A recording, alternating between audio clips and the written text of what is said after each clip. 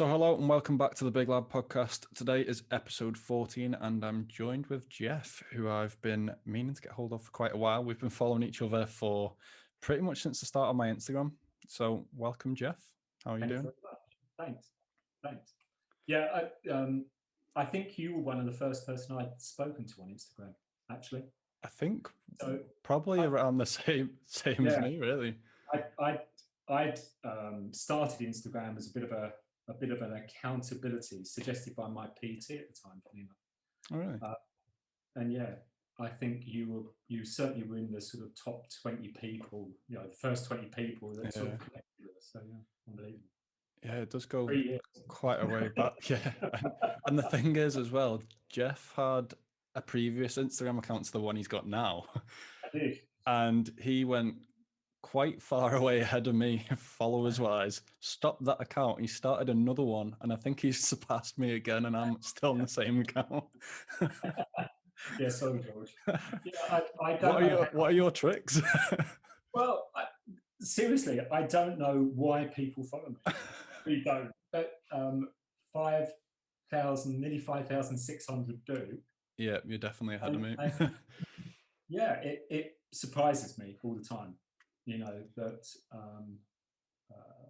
why people do it or whatever. I do support people. Yeah, and definitely. I will comment and I will, sort of make a bit of banter, I suppose, with people. There's a few that I quite like commenting on their posts, and I do. There's one who is a real fitness guy who I always make a stupid comment, and I do it on purpose. Is that? It's a guy called Caesar who's down in West London. All right. Who is, he's huge. Yeah. But I just make stupid comments about, he asks a serious question, and I pick up on the fact that he's wearing a cap. And say something stupid, and he just cracks up, and so I just try and make it a bit of fun in a way. I think that's the best way for it to be. Nice way. But so why they follow this old boy, I've got no idea. But well, I think that's probably one of the reasons why they do, because obviously the typical sort of influencer, as they call it these days, is sort of like, without being sly, quite a bit younger. Yeah, thanks, George. I did notice that you're not the typical. But if you look across Instagram, you are a bit different to the rest of. What old you mean? Yeah, a little bit. if we're gonna say it bluntly, Jeff. I'm not that old. But yeah, I think that in itself is a big pulling power, because I think you probably inspire a lot more people than you actually think. Because actually, people do say that, and I don't understand why. Funny enough, but Instagram's a bit of a strange one, and it is the only social media I'm on. But yeah, I obviously see there isn't that many guys in their 50s plus. Yeah. Well, if you ask my mum or dad to be on Instagram, they wouldn't have a clue. Well, nor did I. Well, no, like my mum realised the other day that she had, I think, 3 Instagram accounts. And, really? Yeah, I didn't even realise it. I was like, I'm not even bothering teaching you. Yeah. My youngest son is actually social media. That's his job. Oh, right, okay. Oh, he has shown me a few sort of tricks and things. Although he sort of gets very dismissive of me, which is fine. So yeah, he's shown me a few bits, but yeah, I sort of ask, and he just looks at me in despair and go away. I think it is good to see though, because like you say, there's not many people sort of 50s plus on Instagram, and especially doing fitness as well. Yeah, absolutely. And my account isn't just all about that. A lot of proportion is about fitness and trying to show that you can do things even at this age. Yeah. Well, I think your step count is probably higher than most people. 20s. It is ridiculous. Yeah, I've been the last couple of weeks, but yeah, hitting about 20,000 steps a day, aren't you? Most days. Some days, yeah. So I've walked something like 335 miles in the first 13 weeks of 2021. Yeah, I'm quite a way off that, I think. I think, let me have a look at my watch now. I don't know how many I've done today. I haven't done many today, actually. I've been driving all day today. I've done 2,100 today. Well, you've got that done 2,000 more than me. Yeah, I've just been sat at my desk. Yeah. No, I picked up. My kids have got a problem with their car, so I went for a drive for 6 hours. Pick them up, bring them home, nice. I'll take them back tomorrow. Oh, put them on a train. Yeah, I'm not that unkind. So yeah, social media, I think for me and Instagram particularly has just been by accident. So I did it originally as a bit of a joke, a bit of a laugh, some accountability. I originally went on a bit of a weight loss journey of and I don't like that word particularly, but went on this sort of weight loss thing. So just had it as accountability, and it's grown. And you but as I say, it's not just fitness. I do all sorts of stuff on there, from gardening to my walking to I'm a bit of a foodie and traveling and that stuff. So all of that stuff's on there as well. So it's good to see. I do sporadic bits of it. Yeah. Obviously I've enjoyed following you for the past 3 years. And it's been. I'm just glad we finally got a chance to speak. I know, it's incredible. But yeah, it is incredible. You do comment on people's posts and they comment back, or you have a brief exchange about stories or sort of DMs and all that sort of stuff. But it's great when you do actually get to meet someone. And I know you've sort of been to various sort of fitness seminars and programs and all that sort of stuff. Yeah, people. But yeah, it's good to put a voice to a name sometimes. Yeah, definitely. Definitely. And I'm sure we'll have to try and meet up at some point when all this sort of coronavirus has ended. Yeah, sure. Hopefully it's a bit nearer in the future. I think so I have strong views on it with the whole thing. But I've had my first jab. I've got my second one coming up. Yeah. I think this, for the UK, we've got to be vigilant from the differences overseas. We've just seen this one in India. What the impact of that is, I've got no idea. But I think we've been doing the right thing, and we will have waves the same as we have every year flu waves. Yeah, exactly. I just don't think we can go to lockdown every time it happens. Absolutely not. And I think the scientists have been, in my view, too cautious. You've got the skeptics at one end, which I can understand why there is skepticism around it and certain things. And you've got the scientists at the other end saying, this has got to be this draconian measures. Don't really agree with that. No, I don't think anyone does really, do they?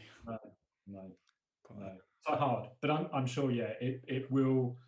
I think we are seeing the way out of it, certainly the UK. Yeah. I just hopefully soon we'll be on holiday. I've got so many planned. We had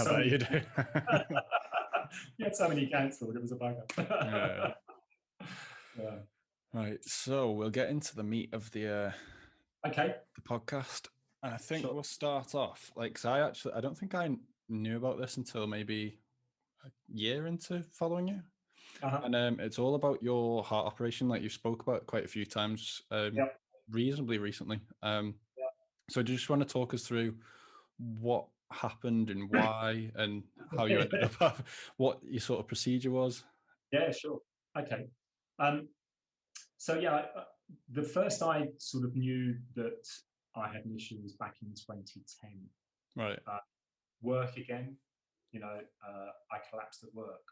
Right. And got carted off to A&E in London. I was working in the city at the time. Got carted off to a hospital, and they did various tests, ECGs and all that sort of stuff, and actually said there's something really wrong with your heart. You need to get it checked out. And it turned out that the valve, my main valve, my aortic valve, was leaking. And if you imagine a Mercedes badge, car badge, that's what an aortic valve looks like. Okay. So the three flaps, if you like, of your valve, open, let blood through, close behind it. And it pumps the blood around your heart, from your heart around your body. One of the flaps in my heart wasn't working properly. And they didn't know why, but something had been going wrong with it. And so 8 months of tests, cameras, swallowing cameras, and nice. ECGs. I know, yeah. Had that 4 times, would you believe? And ink injected into you, being hooked up to machines while it completely looked at your whole system of how it was operating. Yeah. All sports stopped. So I was playing squash 3 times a week. That had to stop. Wasn't allowed to lift any shopping even. So I was told not to lift anything heavy, nothing at all. And had this sort of continual conveyor belt of testing. They felt that because I was only late 40s, they didn't want to operate. They knew that it would come at some point, but didn't want to operate at that time. And sort of said, we'll just keep monitoring you, see what is going on. Couldn't quite explain why it happened and what was going on. They said it could be from childhood, sort of deformity, if you like, of the heart. Some people have this as a deformity in the heart, but they wouldn't know until they operated. 2 years later, early 2012, I started having what they thought was heart attacks. In fact, it was something called pericarditis, which is the lining of your heart gets an infection, and it acts as a heart attack. And at one stage, when they were, I had blues and twos taking me into hospital, I had stopped breathing in the back of the ambulance, so they had to be sat at home. But I was having trouble with walking and talking, so I couldn't talk and walk on my mobile phone. My lungs were filling with fluid, legs were really swollen with fluid, and things just really deteriorated. So eventually at the end of 2013, they consented to surgery, and in February 2014, I had a mechanical valve replacement. So I tick very loudly. But my I don't know if you want me to go into a bit of graphic here, but my heart was removed for 9 hours whilst they operated on it. I was on a heart-lung machine. Wow. And they replaced the valve in the heart, the tissue valve, the natural tissue valve, with this mechanical valve. Right. Which acts as as a sort of the pump, I guess, for the main artery. Yeah. They then do an autopsy on the piece that they've removed, of course, like to see what had gone on. And it was actually venom that had been eating my heart away. I'd been years in my 30s, I'd been bitten by a spider. And you turned into Spider-Man. Yeah, I'd fire. And the venom had just gone into my heart and had started eating. So that had literally been happening for like 10 years. Wow. 8 like that. That's crazy. I know. So yeah, it was lucky that I guess it wasn't very pleasant, but it was lucky that I sort of had this thing at work, collapsed, got taken off, and they sort of said, yeah, you better get this checked out. Wow. So yeah, it was scary at the time. I can imagine. The sort of weeks leading up to it of going into hospital and them describing what they were going to do. Oh, so you actually knew that your heart was going to be... Wow. Yeah. I couldn't even imagine. And that we would try and bring you back to life was one of the phrases. Thanks, guys. Nice one. Yeah, absolutely. Thanks for that. I didn't really want to know that. Wheel me in. Yeah, absolutely. So yeah, it was. I got to the stage just prior that I thought, actually, I'm not going to survive this. That is far too scary. Yeah. know what they talk about. They're going to take my heart out. What do you mean? Yeah. But of course, these guys, I was really lucky. I live in Cambridge, so Royal Papworth isn't very far away. And that was one of the heart transplant centres of the world. So in good hands. Yeah, absolutely. So the surgeon I had was at the time was number 2 in the world for heart surgery, just on the NHS, just by luck. Yeah. And they see this as routine. They do these operations all the time, and there's loads of us who have got it. With either the mechanical. If you're older, funny enough, they don't put the mechanical in. They put bovine, either a pig or a cow tissue back. Particularly if you're older, because it's easier for the body to accept it. Yeah. And not on so much medication. And now they've introduced a third one for even older people that's not even opening up the sternum, cracking open. To get to the heart, they go in through the armpit and insert something into the heart. All right. So like a keyhole sort of. Yeah, that replaces the valve. So it doesn't replace it as such, but it puts in a like a balloon thing that helps the whole thing work. Wow. So it's amazing, this technology that's coming along all the time. So yeah. So what was the recovery like with that? Like what time scale are we talking before you could sort of do normal things again? Yeah. So I was in hospital for 5 days. Only 5 days? Yeah. You had your heart removed and you were only in for 5 days? Yeah. Wow. I was up walking within. So I came round from the surgery and came around on the ventilator. So I had a ventilator. The following day, I was monitored overnight. First words I uttered was, "I'm hungry, can I have a lasagna?" Which they got for me, would you believe? Oh, nice. Taken onto the main ward the following day and up walking the following day. So they get you up within 2 days. Wow. Get you walking up a flight of stairs. Oh, to make sure everything's sort of working. You can do it, yeah. And so 5 days and out. Unfortunately, 2 weeks after that, my heart wasn't coping with it, and I went into something called AF. Is that arterial fibrillation? Fibrillation, very good, yeah, very good. Which meant they would have to stop my heart and restart. Again? Yeah. Jesus. Yeah. So how did they do that with the sort of the zapper thing? The what? Sorry. They lined up. So they injected me to basically stop everything, slow everything down and stop it. Wow. And they injected me and I had 2 strokes.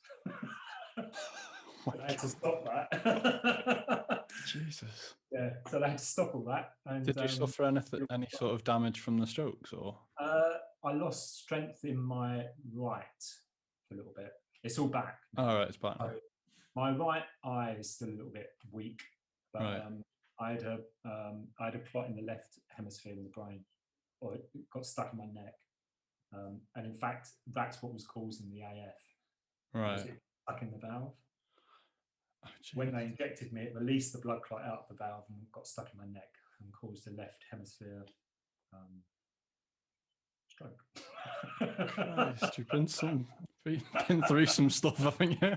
I know. Anyway. So the only request they made of it after the surgery was that I built up to an 8-mile walk.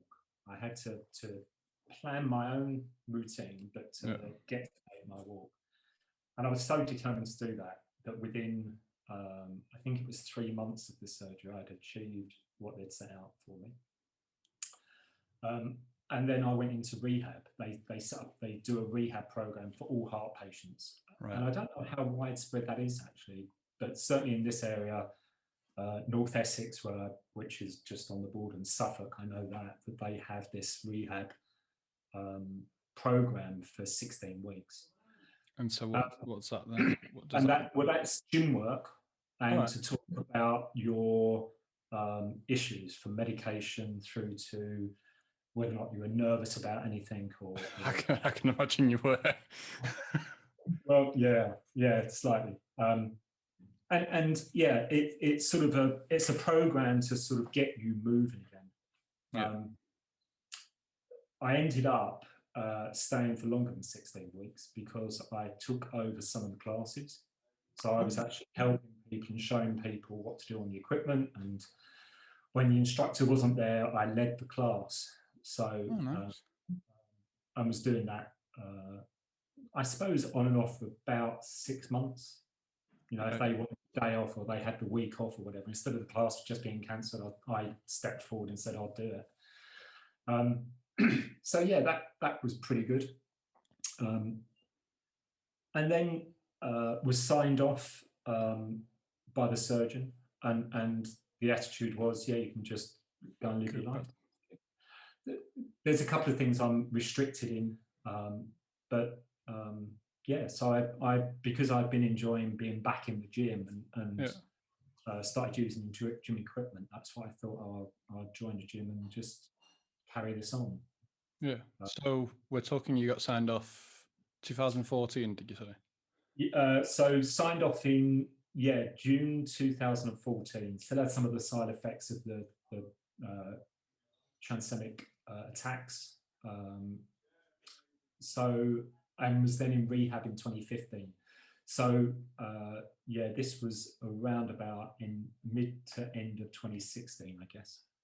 And then you joined the gym and just started going to the gym sort of full time. Yeah. And then started your Instagram 2018. So it was strange. It took me 2 weeks, which the biggest thing I noticed after the surgery was my confidence. So I can only imagine. I was always a confident bloke, and would chat to anybody. You know, sort of didn't really, nothing really fazed me at all, ever.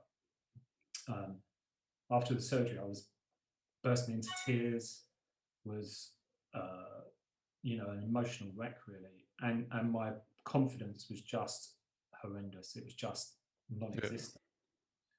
It took me 2 weeks to get out of the car and to go into the gym to ask about membership.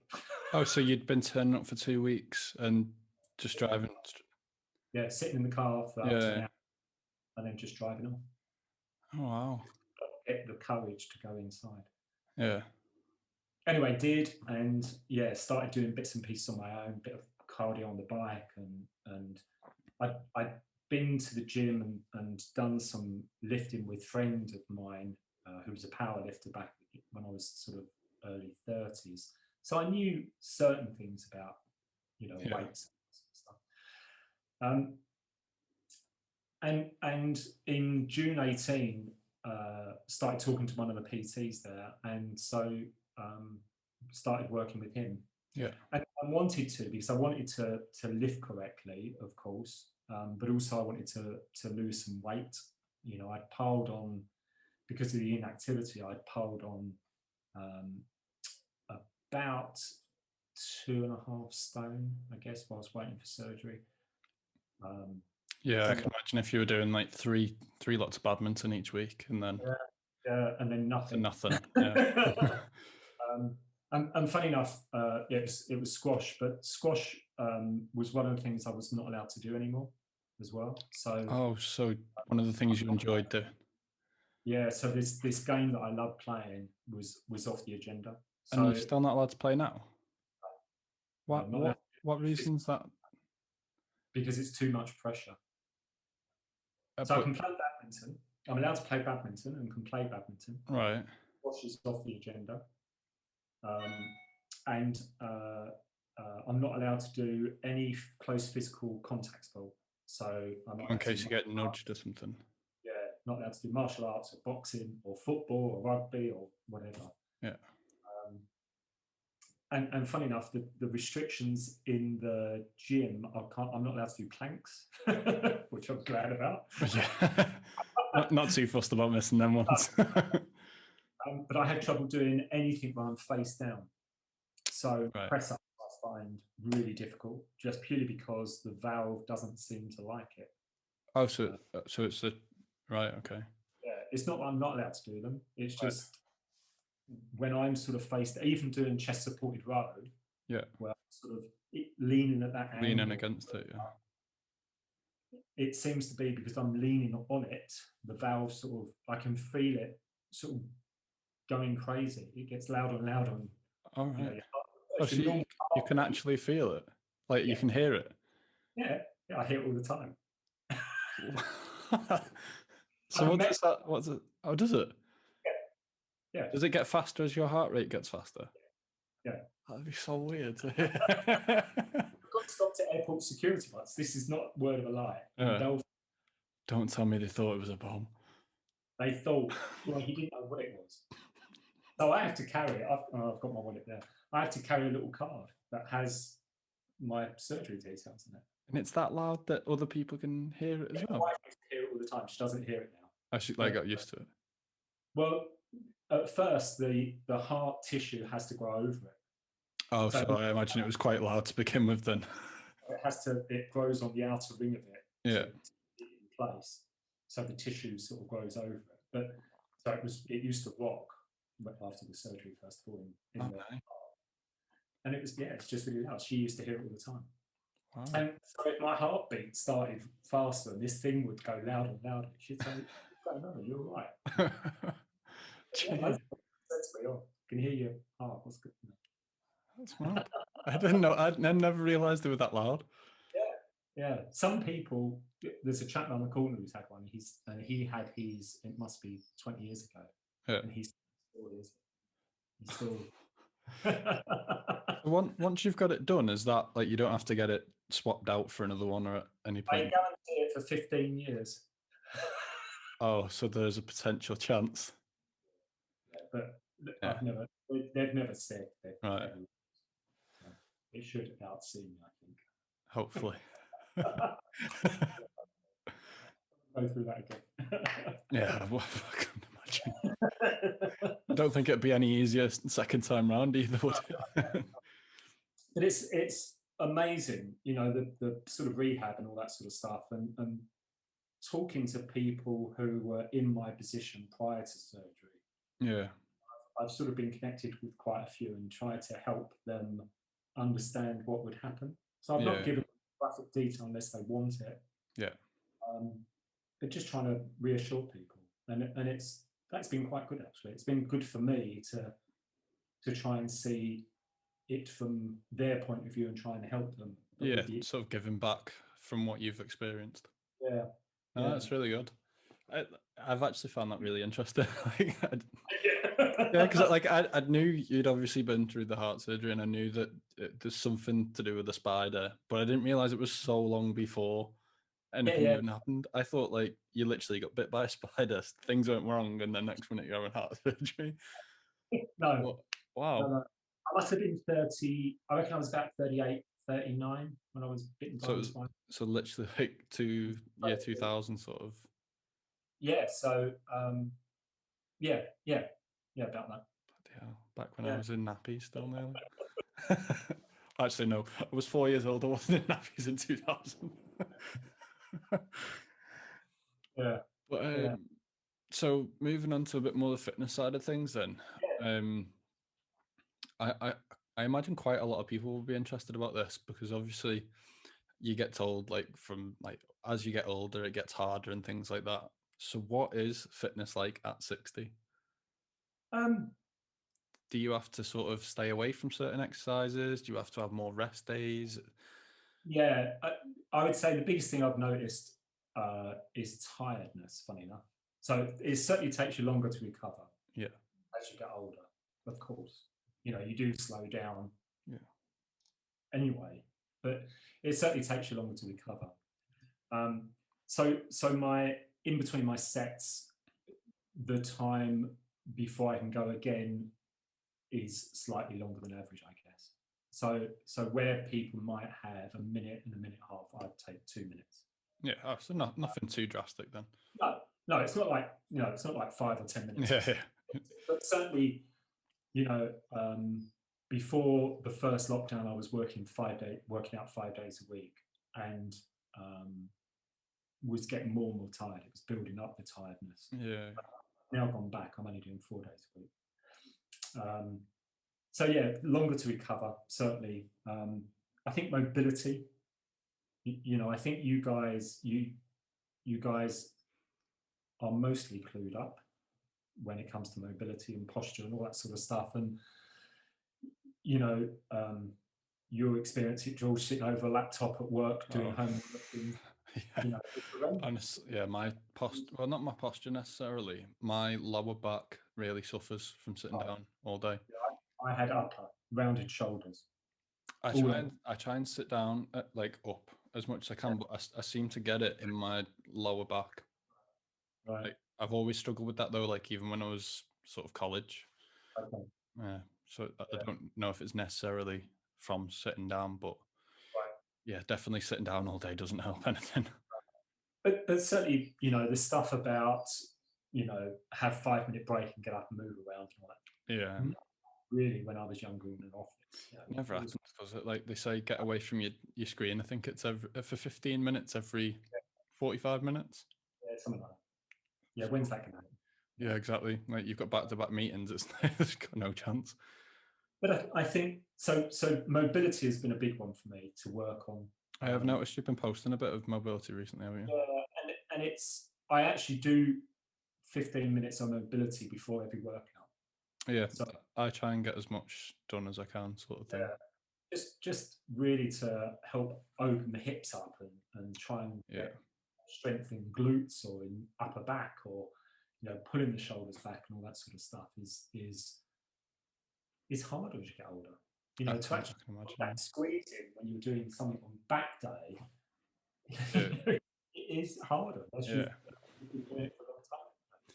Yeah, I think I've noticed that as well during lockdown. Sort of my hip flexors have been so much more tight because obviously I'm always sat in this position. So as soon as I go and play like football or anything like that, it just feels so much tighter. So I have to warm up so much more and get the foam roller right into my hip, and it's so painful. Yeah. And if anybody's watching this thinking, where do I start or whatever, it's it is look at stuff, or it is actually get professional advice is what I would ask. What I would suggest, and get a routine of exercises and don't think you're going to be able to touch your toes within a week. It's taken since June 18 for me to at least have this a bit more open and be able to bring my shoulder blades back, and still got trouble with that. But it does take the time. But I feel, sort of every week or so, things get better. That I can bring my leg up higher, or I can, sort of, I move better. My ankles are more stable. My balance is better. So it's marginal gains, isn't it? Yeah. They all add up. It's marginal gains, isn't it? And they sort of all add up. Yeah, absolutely. Nothing's going to happen sort of overnight. No. You've got to. And then I was to say the other thing was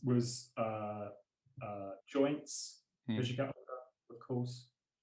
So you do seize up a bit more, I think, as you're older. Yeah. Well, I find I do, and that's part of the recovery. And I think it's the education of it all. Funny enough, again, I think younger guys and girls who are into fitness know much more about nutrition than but it's so much sort of readily available, isn't it? With like the internet, like it's not too far away. You can search something and find it within seconds. Yeah, sure.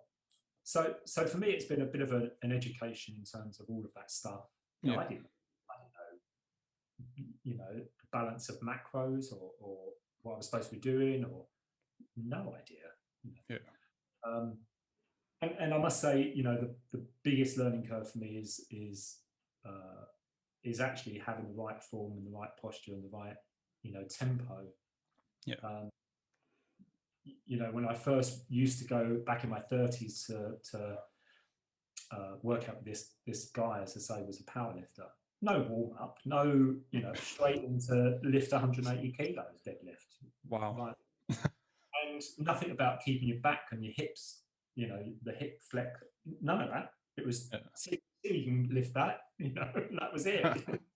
But yeah. So yeah, all of that sort of education has benefited, I think, but also it's been the hardest part altogether, is just from an age factor of actually feeling like you're starting from scratch and having to learn about your having to learn about your mobility and having to learn about your form and all that sort of stuff. And so I've had a really patient PT. He's been fantastic. He's told me and told me again, and still he has to tell me. So, all comments on my post saying, "What the bloody hell are you doing on that one? That's not how I've told you." Well, that's the thing. It's all a learning process, isn't it? And it's never too late to start. And I think you're a very good case of that. And it just goes to show that it isn't too late to start if you want to. I agree. That anybody who sort of has issues about weight or their mobility or their flexibility or have got aches and pains or whatever, it isn't too late. And there are people older than me on Instagram. I see them. And some of them have got really good, sort of definition and all that sort of stuff. But yeah, it's never too late to start. And even if you do it to the best of your ability, that eases that niggling pain in your back or in your knee or in your elbow or whatever it is, it makes you feel good. Yeah. And that's got to be a positive thing. It makes you feel good, I think. Yeah, and like you say as well, there are professionals out there that can help you, whether it's a physio, whether it's a personal trainer. There's everything out there these days. It's not hard to find one in your local area as well. No, absolutely. And absolutely. I think you've just got to almost have the humility to say that you don't know and go and ask and speak to someone. Because if you don't, you're just going to stay in the same place. Yeah, I think finding the right person that you can work with and the right knowledge. There are so many PTs, and you see it on Instagram. There's a load these days. Oh my goodness, no way could I work with that person. But also, now I've got some information. I look at their form and think, what? That's horrible to say, but yeah, there's a lot of questionable stuff out there these days, especially when it comes to I think glute workouts is the one that annoys me the most with these bands. It's like you're doing a warm up, not a workout. Absolutely. I mean, so funny enough, I do glute work, band work. Exactly. Yeah. To get my flexibility in my hips, but quite often you are working your hip flexors more than your glutes in these exercises. So I would just say to people, it's not too late. But if you are going to seek advice, you've got to work with somebody that you get on with. You can have a bit of a banter, a bit of a laugh, but also you've got to test them to make sure they know their stuff. Yeah, because to be fair, I've said it, like, although I'm doing my PT qualification at the moment, I think it is so easy to get hold of a qualification these days. You pay $1,000, you do the 2 courses online all yourself, and then you do 2 assessments, and that's it. Absolutely. It's like you see, especially when I see like young kids these days that have probably only been going to the gym maybe a year themselves, then going straight into a gym and working as a PT. I'm like, how's that working? one, you're like 16 to maybe 18, and you want to go and train someone who may be like 35, 40. It's quite a hard sell to begin with. Obviously it's possible. I'm not saying like an 18-year-old can't go and do that, but from an experience point of view. It's just check them out. That's what I say. Look for what success they've done. I think Instagram's a good place to start now these days, isn't it? But ask other people as well. Yeah. What they think of Joe over in the corner, or listeners over there as the PT. What they like. You've seen them, and actually observe them talking to customers. And I think that's a good way. That's the thing, isn't it? You can know all the information but you could have really bad interpersonal skills. Yes. Yeah, absolutely. It's the same as picking, a builder. You wouldn't or a plumber. You wouldn't let anybody come into your house. You want to check them out on Trustpilot, or you want to check them out on a trade or whatever. Yeah, it's exactly the same. That's the thing as well, because if they don't quite know the stuff, you're going to potentially be in a worse off position, because if they don't quite know how to teach you about the proper form or anything like that, then you could end up quite seriously, injuring yourself quite quickly. Yeah, definitely. Absolutely. Yeah. Yeah. So never too late. Yeah, definitely. I think as well, being older, the final point I want to make on that is be clear over what you want. Yeah. So I actually do set myself goals, and I do talk those through with my trainer to actually see whether or not they're sensible, achievable, smart. Yeah. But I do set myself a number of goals and look at ways in which I want to focus. So mobility is still a big one for me. I still want to do that. I want to work on 2 specific areas this year. So my program is designed a bit around that to help target those specific areas. The walking is one that you mentioned. Absolutely smashing the walks. So that's one of mine. I've been really bad on nutrition of late. I've lost 9 pounds since January, which is fine. But that's way off my target that I wanted to lose. So mine is to get my nutrition back under control and start tracking. I don't like the word diet, funny enough. Everyone's got a diet. That's the thing. I think diet is a word that people think it's restrictive, it's entertaining. It doesn't have to be. Absolutely. So I always talk about nutrition. Getting nutrition and tracking that and enjoying it. Yeah. You did. I think you talk about cheat meals. Yeah, I don't agree with them. Nor do I. And it's one of the most annoying things that I see on Instagram. Yeah. Why is it a cheat meal? Yeah. As long as you plan for it or you have it, and so what? You're not going to get fat in one day, are you? Oh, exactly. The thing is as well, if you're calling it a cheat meal, it says to me that you don't actually enjoy your diet that you're on. Yeah, I agree. So, because if you enjoyed what you were doing, you wouldn't eat it. Oh, absolutely. You demonize it. Yeah. You're absolutely demonizing it. So what's the point? Yeah. You're demonizing food that you enjoy. Like, it doesn't make any sense. Yeah. But just because The Rock's sat there with like 20 pancakes stacked up, everyone thinks I need to do that. That's what, if he's doing that, I need to do it. And it's like, no, it's not. have maybe 2 pancakes, but track them. Yeah, this guy's a man mountain. Yeah. That's what I said in that video as well. I said we're about the same height and he dwarfs me. So I one of my failings is I'm not consistent enough with my nutrition, and it's not being restrictive. I just need to be clever, I guess, or smarter around the whole thing. I have 6 goals that I want to either achieve or maintain this year. Review them on a regular basis. I had some feedback off a neighbour and my wife who didn't know I was standing where I was standing, talking about how weight I'd lost. All right. This neighbour said, "Your husband's looking very skinny, and why is he losing this weight?"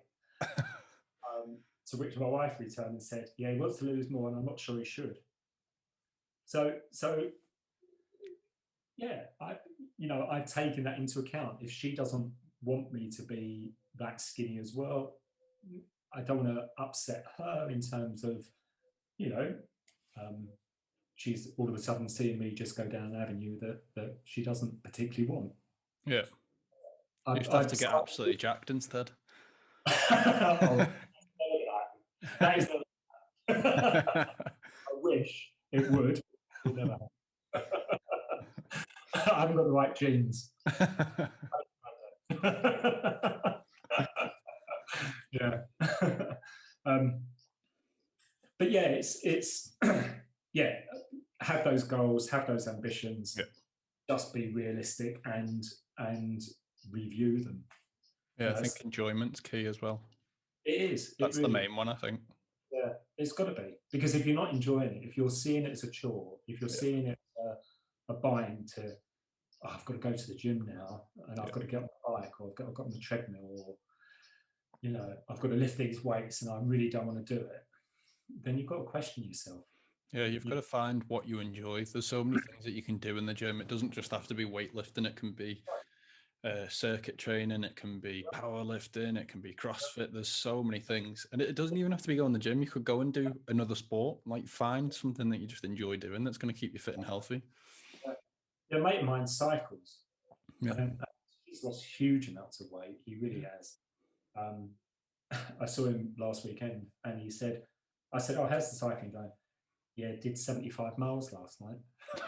All right. After work, for an hour or two. Oh, right, okay. You just think, crikey, so yeah, there's loads of stuff.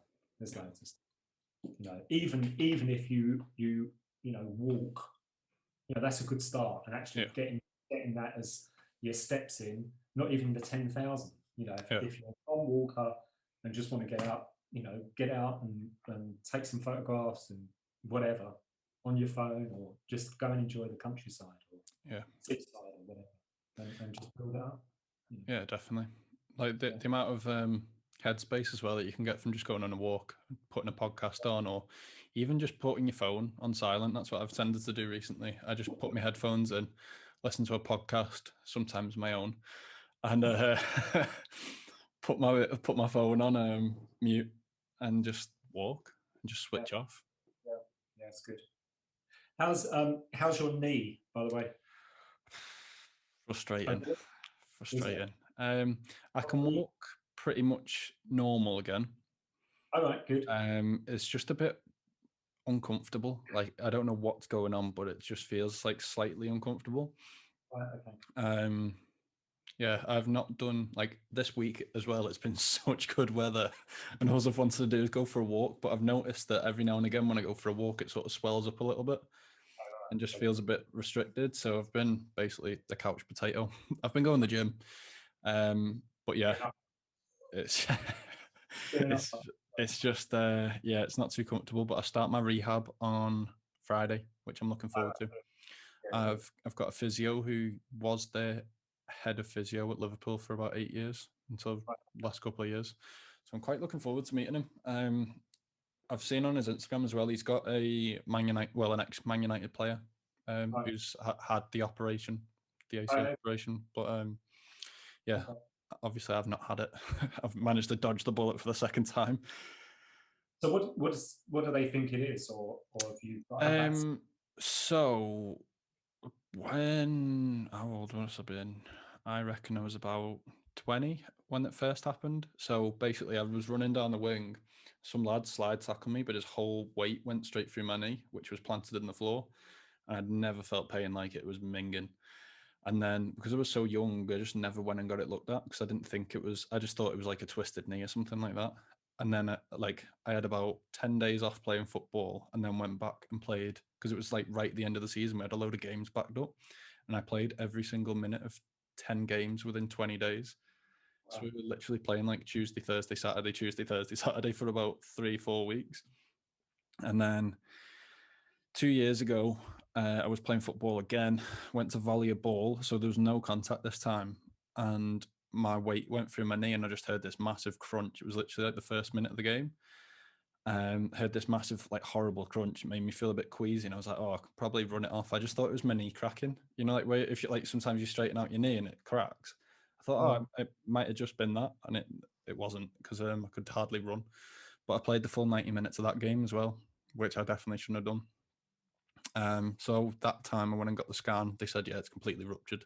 I was like, cheers, great. But the thing is, so basically it all happened within about a week. So I went from a consultation on like a Tuesday. Thursday I had an MRI. The Tuesday I was back in for my results. And they said, oh, how's it been over the last week? And I was like, pretty much all right, a little bit of pain, but I'm walking normally now. And the doctor just turned around and he was like, what? And I was like, then I was like, what? And he said, well, yeah, you've completely torn your ACL. And I was like, oh.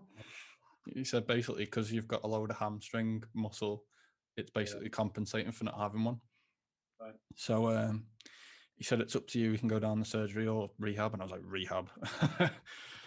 Because I know like a few lads who I play footy with, they said they've had theirs done, and they said it's never been the same again. And I'm like, okay, I'll go down the rehab route, especially considering how quickly I was recovering from actually doing it. And then because I was working between like 2 jobs at the time, I never went and got rehab. I sort of had to just do it myself because I never knew what time I was going to finish work. So I basically just went on YouTube, searched the internet, did my own rehab, which went quite well because I was playing football. So it happened in January, and I was back playing football. I think it was April. So it was only about two months, sort of.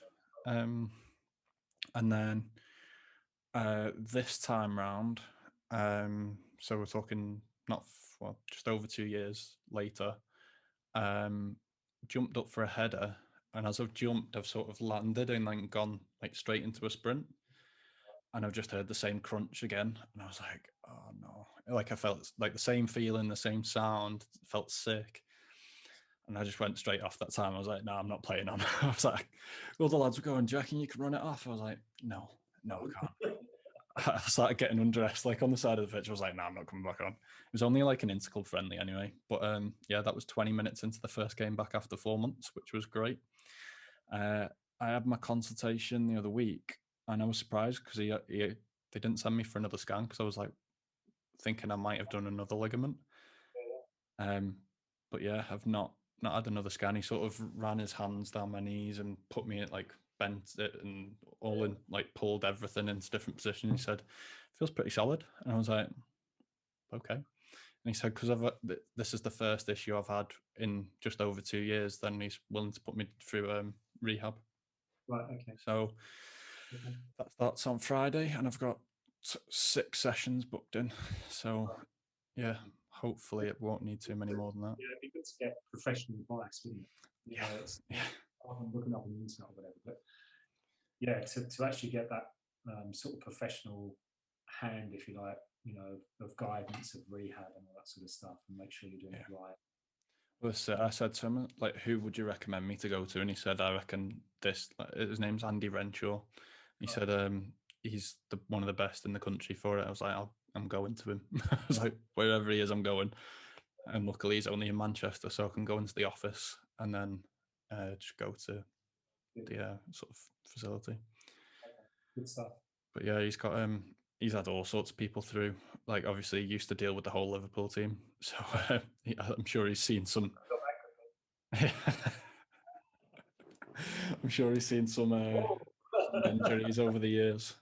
But yeah, apparently he's one of the best for ACL rehab. So hopefully this is the end of knee issues. But you know, I've got hopefully quite a bit of life ahead of me.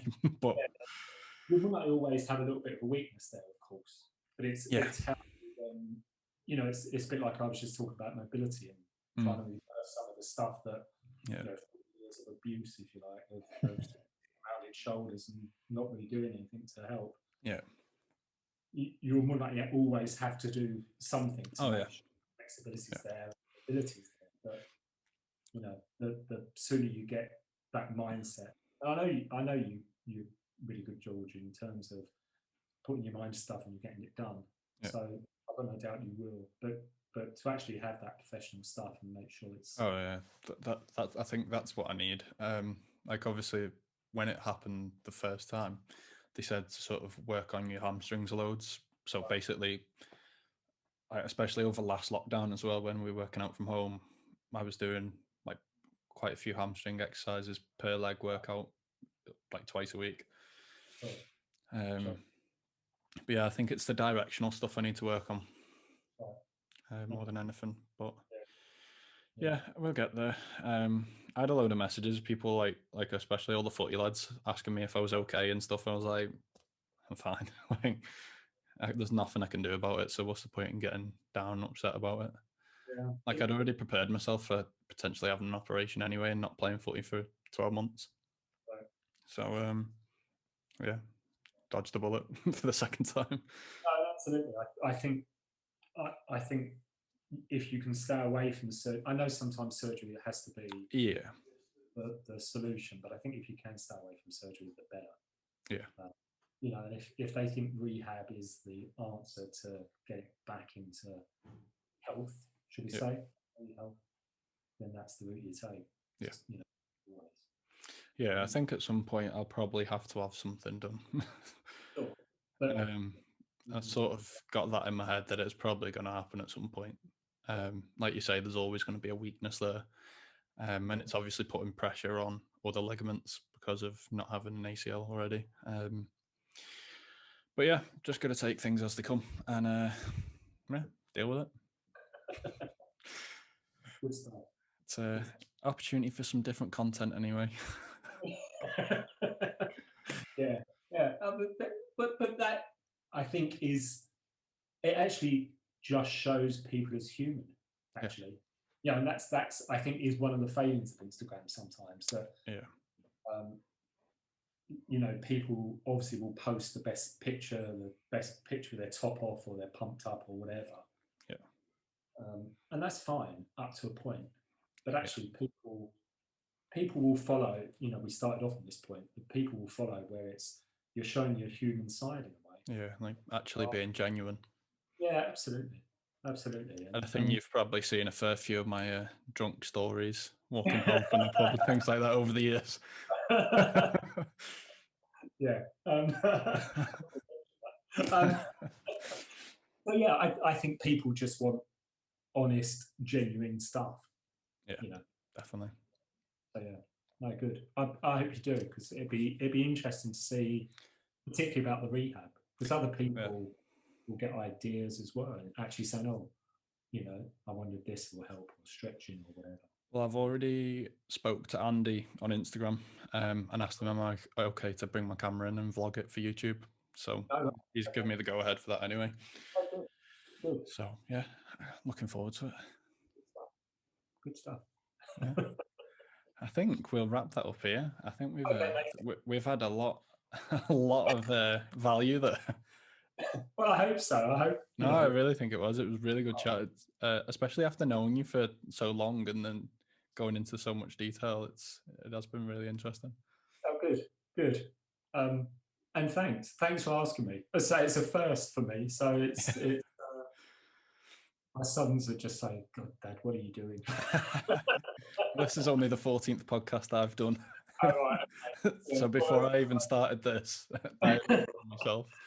My youngest is in his job is marketing and social media, so he works for a company, but he does a Formula One podcast. Oh, nice. And he writes a basketball blog in the US. Oh, right. How does that work? I don't know. I just know he does it because he wins various awards for it and all that sort of stuff. Right. So yeah, he writes a blog out there, and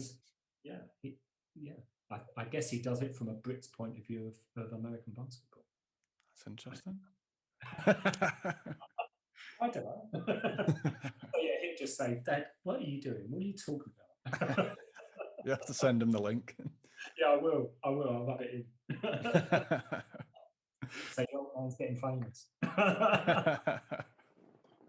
No, thanks, George. It's been great. I've enjoyed it. So no, thank you very much for coming on and sort of sharing your story.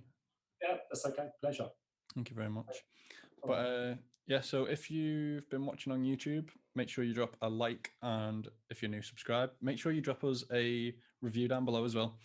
Same if you are listening on Apple Podcasts, make sure you drop a review. It helps my podcast reach more people.